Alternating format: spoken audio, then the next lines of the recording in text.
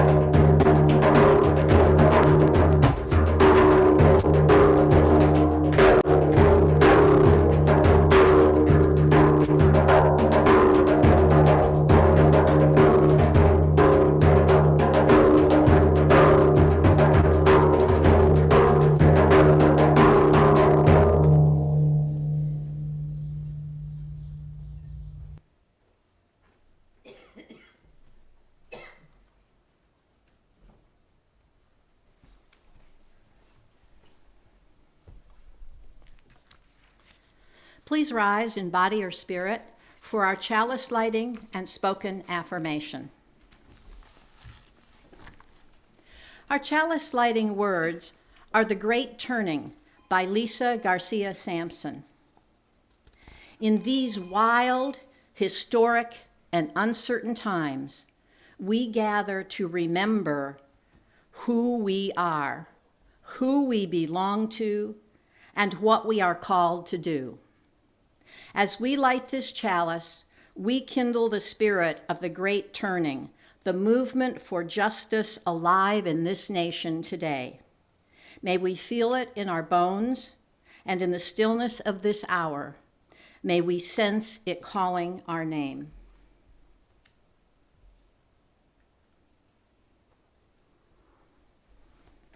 Join me as together we remind ourselves of the affirmation that is a cornerstone of our free faith tradition. Love is the spirit of this church, and service is its law. This is our great covenant, to dwell together in peace, to seek truth in freedom, and to help one another.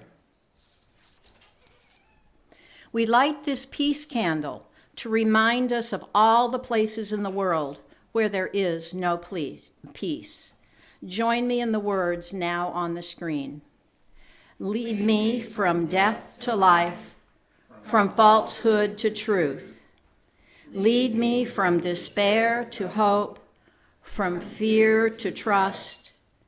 Lead me from hate to love, from war to peace. Let peace fill our hearts, our world, our universe. You may be seated.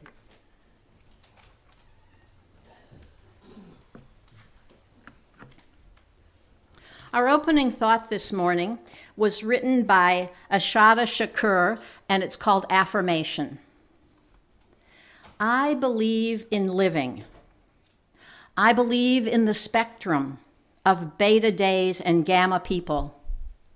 I believe in sunshine, in windmills and waterfalls, in tricycles and rocking chairs. And I believe that seeds grow into sprouts, and sprouts grow into trees. I believe in the magic of the hands and in the wisdom of the eyes. I believe in rain and tears and in the blood of infinity. I believe in life, and I have seen the death parade march through the torso of the earth, sculpting mud bodies in its path. I have seen the destruction of the daylight and seen bloodthirsty maggots prayed to and saluted. I have seen the kind become the blind and the blind become the bind in one easy lesson. I have walked on cut glass and have eaten crow and blunder bread and breathed the stench of indifference. I have been locked by the lawless, handcuffed by the haters, gagged by the greedy, and if I know anything at all, it's that a wall is just a wall and nothing more at all. It can be broken down. I believe in living. I believe in birth. I believe in the sweat of love and in the fire of truth. And I believe that a lost ship, steered by tired, seasick sailors, can still be guided home to port.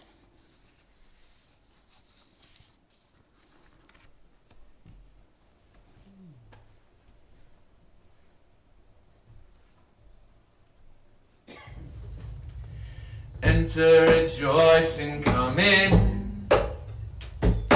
Enter, rejoice, and come in. Today will be a joyful day. Enter, rejoice, and come in. Let's try that again. Here we go. Enter, rejoice, and come in. Enter, rejoice, and come in. Today will be a joyful day.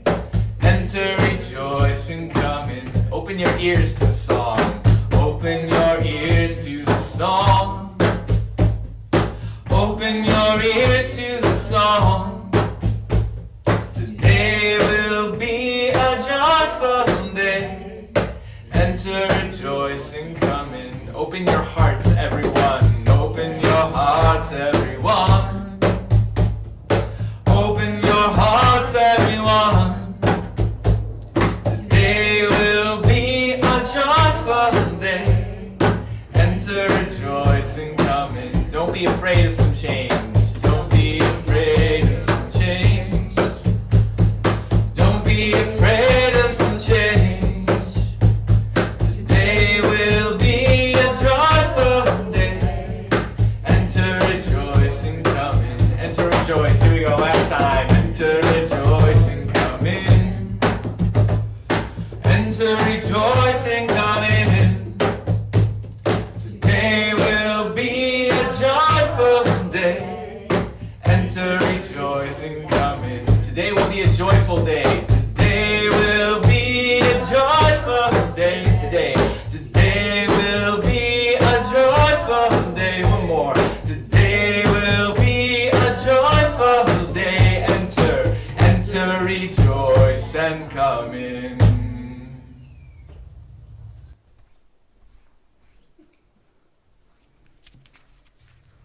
The story was just published by Skinner House Press just a couple months ago, so I'm excited to be sharing it with you all. It was illustrated by a dear friend of mine, Kim Pham. Now, Desmond the mouse lived in the most beautiful meadow in all the land.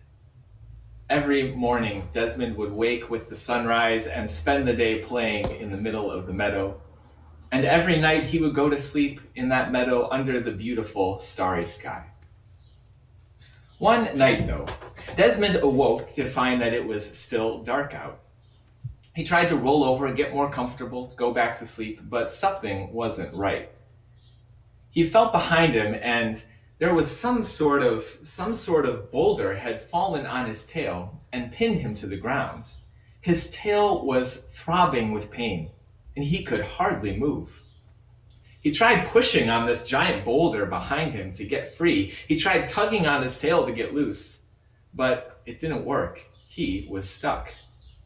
He started to get worried, and he pushed again, and he tugged and pushed and tugged with all of his strength, but nothing. He could barely move. Just when he was about out of breath, he saw a giraffe passing by through the meadow. Good news, Desmond thought. "Oh, giraffe," he called out. "It seems that some kind of boulder has landed just in the middle of the meadow on my tail. I'm stuck. If you could use your strong legs to nudge it just a few inches in the other direction, I could go free." Well, the giraffe laughed at Desmond the way giraffes sometimes do. "You silly mouse," it said. "That's no boulder that's fallen on your tail in the meadow. That is an elephant that's fallen asleep on your tail just in the middle of the meadow." "Well, that seems like good news too. Then if you could just wake the elephant up gently and just ask him to roll over just a few inches in the other direction, I could get free." "I don't know about that," said the giraffe. "I mean, you know what they say about letting sleeping elephants lie. I find it's best not to get involved in other animals' business. I find it's best to remain neutral in times like this." "Well," said Desmond, "I do not appreciate your neutrality." The giraffe wandered off, leaving Desmond alone again.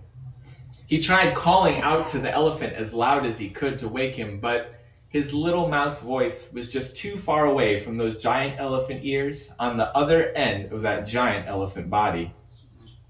He tried pushing with all of his strength and tugging with all of his might, pushing the elephant and tugging his tail and pushing and tugging and tugging and pushing, but it was no use. He was stuck. When he was just about exhausted, he saw a gazelle passing by through the meadow. "Oh, gazelle," he called out. "It seems that this elephant has fallen asleep just on my tail in the middle of the meadow. If you could just wake him up gently and ask him to roll over just a few inches in the other direction, I could go free." "I don't know about that," said the gazelle. "I mean, you know what they say about letting sleeping elephants lie. I find it's best not to get involved in other animals' business. I find it's best to remain neutral in times like this." The gazelle wandered off, and Desmond said almost to himself this time, "I do not appreciate your neutrality." One final time, Desmond tried shouting out with all of his voice. He tried pushing with all of his might and tugging with all of his strength, and shouting and pushing and tugging and pushing and shouting, but it was no use. And when he had just about given up for the last time, he saw another animal pass by through the grass. This time it was another mouse, and he called out.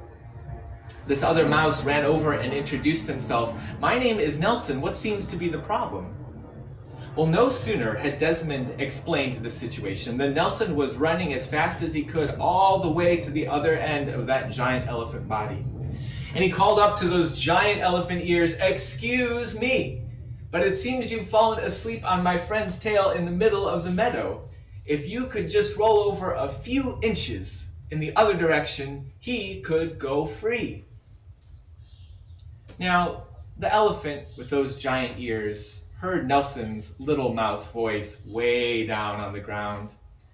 But the elephant was just a bit too comfortable, and Nelson's voice was just a bit too small.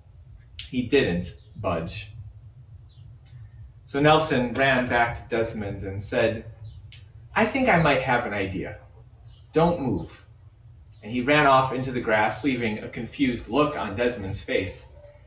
And just when Desmond was starting to get worried all over again, Nelson came back, but this time he wasn't alone. He had found 3 mouse friends, and each of them had found another 3 mouse friends. The whole group of them ran to the other end of that giant elephant body, and one mouse stood on the shoulders of another, and another mouse stood on their shoulders, and one by one they formed a whole mouse ladder all the way up the back of that giant elephant head. Till at last, Nelson climbed up the shoulders of his friends one by one, carefully, gently, and at last he stood right at the opening of that giant elephant ear, and he shouted with all his strength, "Excuse me! It seems you've fallen asleep on my friend's tail in the meadow. Roll over a few inches so he can get free." And with a big, low grunt, the elephant rolled over just a few inches in the other direction. Nelson climbed back down, and all the other mice met up with Desmond, and the whole lot of them spent the rest of that day playing together in the meadow. Archbishop Desmond Tutu has said, "If you are neutral in situations of injustice, you have already taken sides with the oppressor." He said that if an elephant stands on the tail of a mouse will never appreciate your neutrality. As Unitarian Universalists, we have envisioned in our hearts and we've articulated in our principles the goal of a world of justice and equity and compassion. And so that means sometimes we take sides for justice. We take sides for equity and compassion. It means that together we work together to side with love. May it be so. May we make it so.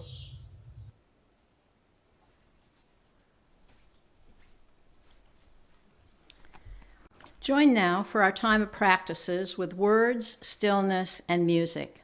Our words are from Matt Meyer, so please put both feet on the ground and root yourself there in this moment. Relax your neck and your shoulders and settle in. Breathe in and out in a relaxed manner. I invite you again to breathe deeply. In and out, and in again. To take a moment to be present here together. There is nothing else to do. There is nowhere else you need to be, for now at least. Spirit of love, be with us as we are with each other this morning, in the grieving and in the gratitudes, in the sorrows and in the celebrations, all together in our community, perhaps all together in a single heart. We gather enduring the pain of injury and illness, the anxiety for future unknowns. And we come together also for the hope and the heartache of slow healing, the promise or opportunity at least of recovery. We come together amidst fragile peace. Peace for now in our world, fragile peace in our homes, perhaps fragile peace in our own hearts. And we come together also amidst too much turmoil in our homes and communities, too much violence in our world. Spirit of peace, be with us as we are with each other. Spirit of justice, work with us as we work with each other.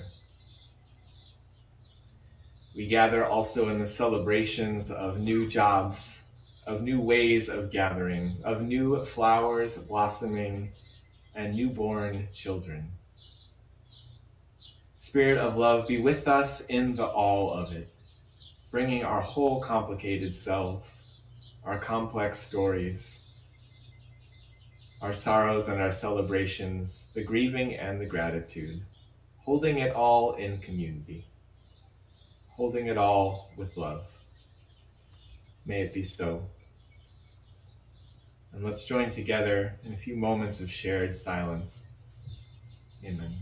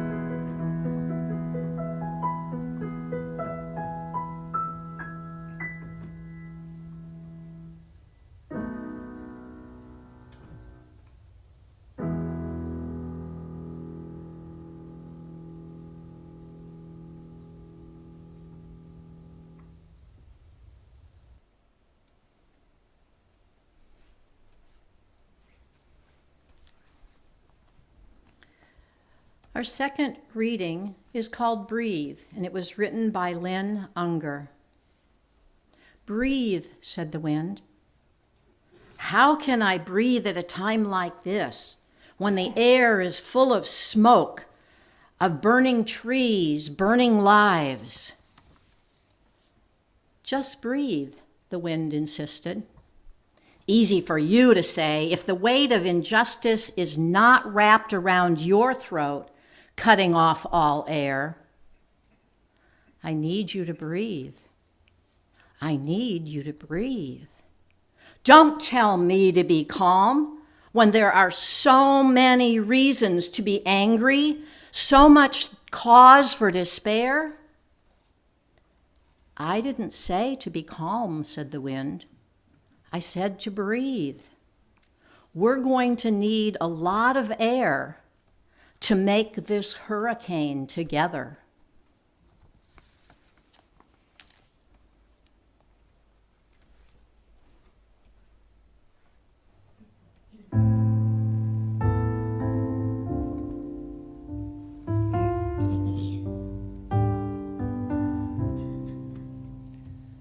Spirit of life, come unto me.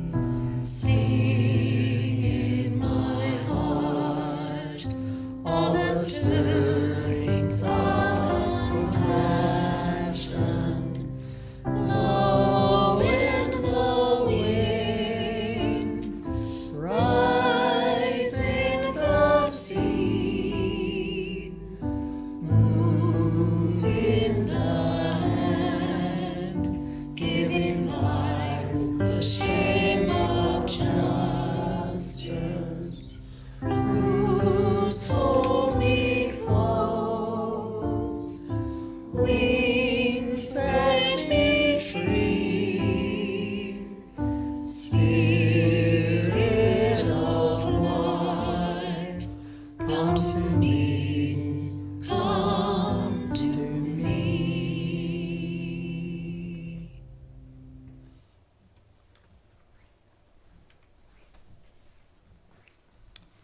This service that we're watching today was originally given during the COVID quarantine.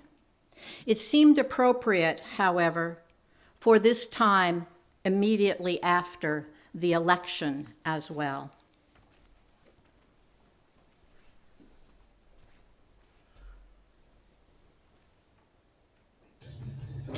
Communities of faith were made for times like these. Times when things are changing fast. Times when the headlines are dramatic and unpredictable. When the reality of our interdependence is painfully tangible in the death toll of a global pandemic. When the crises of climate chaos and white supremacy are colliding in our country and in our communities. What a year this has been, and what a year it will continue to be. It's no wonder that one of my personal favorite genres of music, sea shanties, have become had a popular resurgence this year. I know that I, for one, have never related so much to a lost, seasick sailor.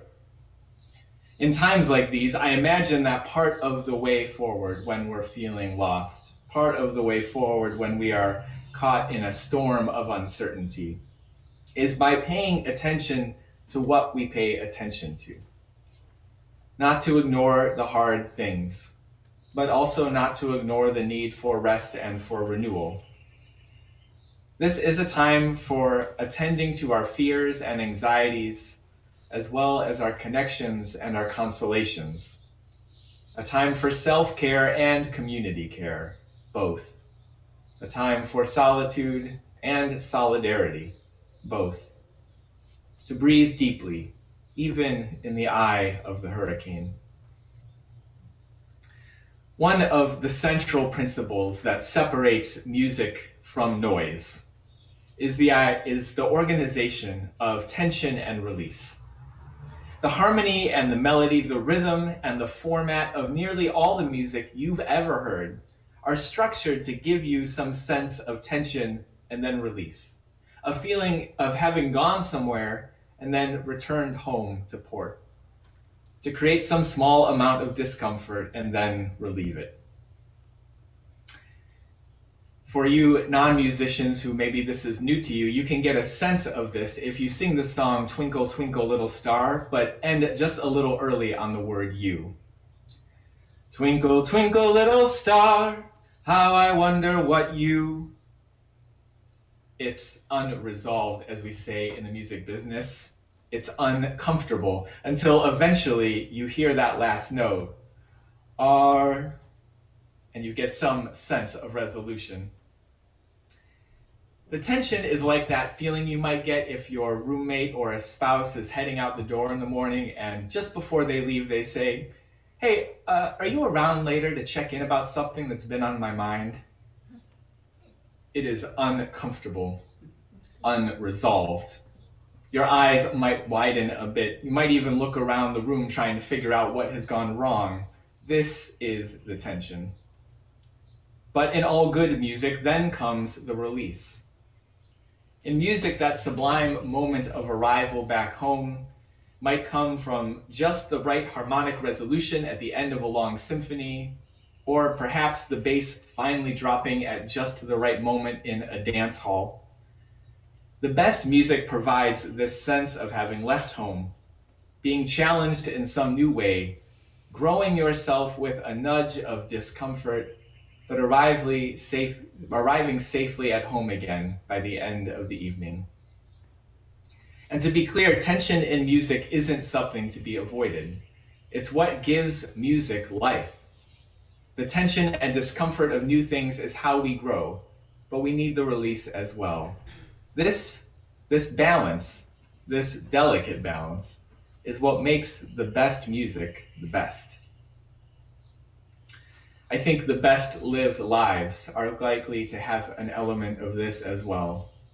Always growing and stretching while balanced with a sense of stability and security if we can, afflicting the comfortable and comforting the afflicted, always in turn. This back and forth shows up in our biology as well. Our bodies contain two different nervous systems for these two different purposes. Our sympathetic nervous system was made for times like this. It is the engine of fight or flight. It exists because the world is dangerous and we need to be ready for it. It's the system that releases adrenaline, speeds up the heart, dilates the pupils, and even like Neo in the Matrix movie, when things get real, it can even slow down our sense of time by changing how our memories are encoded. The other nervous system we have is for times of rest and renewal, though. The parasympathetic system slows down the heart. It relaxes the muscles. It kicks in when you sit in your favorite chair or when a loved one puts you at ease with kind words. Tension and release are built into the very structure of our bodies. What's important is to pay attention to them, both of them, to learn the landscape of your own heart and body well enough to make music together. Attend to your own nervous system, both of them, as they each play a role in attending to you when the time is right. In the book of Psalms in the Hebrew Bible, there's a word found over and over again, Selah. This word Selah shows up 71 times in the book of Psalms, so it seems important, but scholars don't always agree on what it means. Now, many of the Psalms were originally sung. They are in some ways a lyric sheet, passed down through the generations for millennia. So amidst the debates about this word, one of the more common ideas is that it's not really part of the text at all, but instead it's a cue to the choir or to the music director doing the singing. A cue that says something like, pause, or maybe breathe here. The Psalms run the gamut of human emotion. They contain grief and celebration side by side, anger and praise, love and lamentation, all crammed together in the messy experience of humanity, in this beautiful poetry. But in the midst of all of them, over and over again, is Selah, tension and release. Selah, balanced amidst the rugged emotional terrain of the Psalms, reminds us, do the hard thing. Do the uncomfortable thing. Do the thing that stretches you. And remember to breathe. Fight for justice. Give generously to the front lines.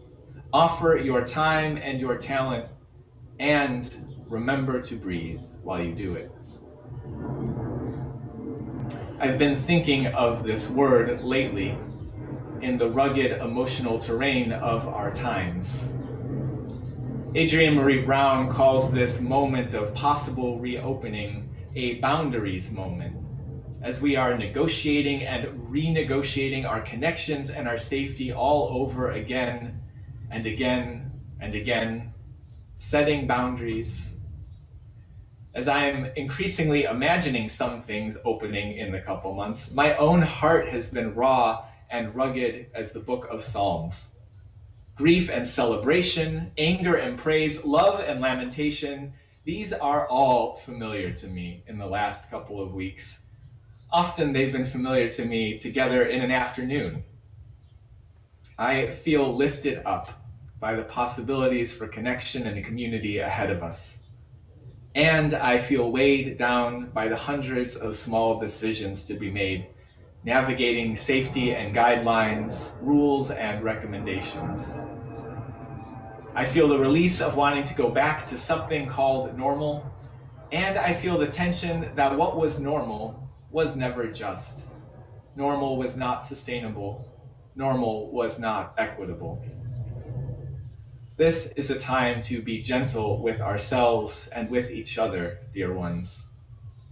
But gentleness does not mean to ignore the difficult things or to follow the path of least resistance. Easy for you to say, the poem reminds us, if the weight of injustice is not wrapped around your throat. I didn't say to be calm, said the wind. I said to breathe. We're going to need so much air to make this hurricane together. It's helpful to remember that amidst the grieving and celebrations, all of which are appropriate, that many of us have gotten the message somewhere along the way that tensions in life should be minimized, that life should be all release and no tension. But it makes for bad music and it makes for an unsustainable life. Some of us have gotten the message that some feelings are off limits, that it's okay to be angry but not sad, or maybe sad but not angry, that we're allowed to feel worried but not afraid, or to feel alone but not lonely. Some of us ignore these disallowed feelings, the result being that we never fully experience the tension of a full life, and that we never find the release on the other side. When I first heard this song about 6 months ago, on the day we are together again, I was sitting at my desk working through my email inbox, and without warning, I clicked on this link that a friend sent, and it brought up this song that broke me open. It caught me off guard with a wave of grieving I hadn't allowed for myself since the pandemic had began. It was a deep dive into the tensions of these times, the losses, large and small, that have piled on top of each other these last months. And it was, in turn, a release. When the tears stopped, I breathed with a depth I didn't know I had been missing. Dear ones, I've been told that a good spiritual practice includes doing something every day, every week, every season, and every year to give yourself time for rest and renewal. And I think that some folks describe these times of renewal as the religious life. They say that spirituality is about taking care of yourself and making space for those deep breaths, making time for rest and connections amidst it all. I disagree. That is only half the story. The spiritual life is all of it. Like music, it is the release and the tension. It's the time for reflection, but it is also the action. It's the music that is made beautiful by both the challenge of discomfort and the ease of the resolution.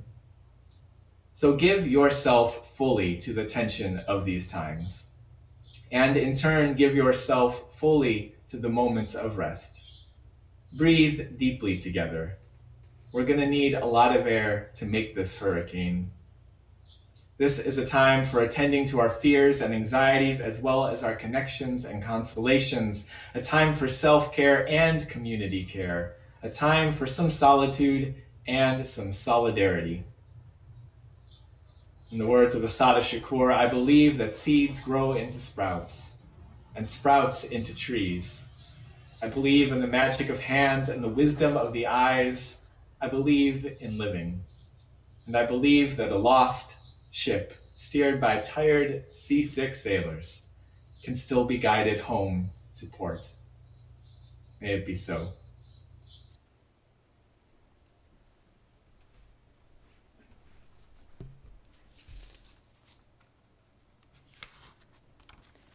It's time for our giving: time, talents, and treasure. The 3 T's of stewardship. To make Red River Unitarian Universalist Church a success, we truly need your generosity in these 3 areas. All gifts are greatly appreciated. The guests may just enjoy our service and not be worried about giving any money. And the bowl awaits, or you may donate online.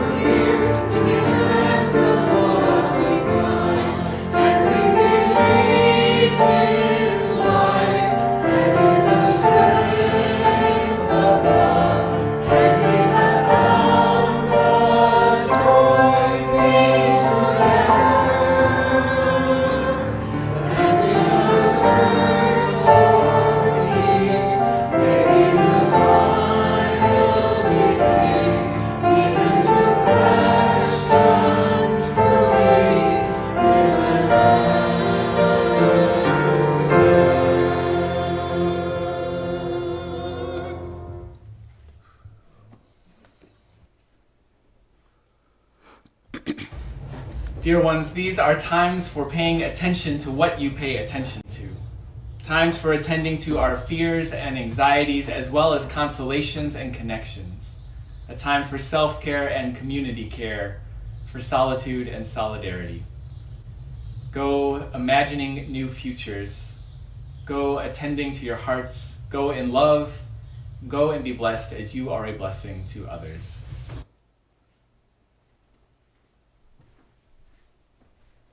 I invite you to rise in body or spirit for the benediction and extinguishing the chalice. Our benediction is based on Mark 8, verse 37, adapted by Martin Luther King Jr. We go forth into the world in peace to act with works of love, to affirm each person's dignity, and to cherish the living earth. Please join me in saying the words to extinguish our chalice. We extinguish these flames, but not the light of truth, the warmth of community, or the fire of commitment. These we carry in our hearts until we are together again. Go in peace, return in love.